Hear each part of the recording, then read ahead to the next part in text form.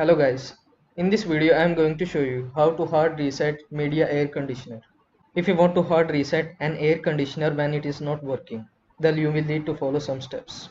Number 1. Power down your AC. Start at your circuit breaker panel and flip the breaker that power your AC.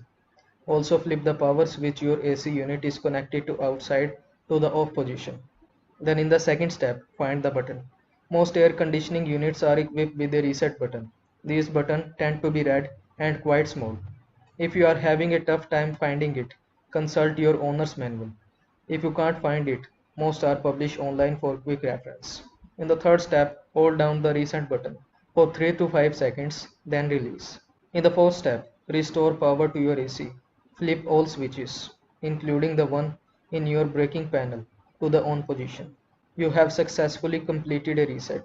Next, go to your thermostat and make sure it is set to cool and a temperature that's lower than the current temperature inside your home. After a few seconds, your air conditioner should start up. Place your hand by the vents to confirm that cold air is blowing through your ductwork. So, I hope this video was helpful to you. Don't forget to like this video and subscribe to my channel for more this type of content. Thanks for watching.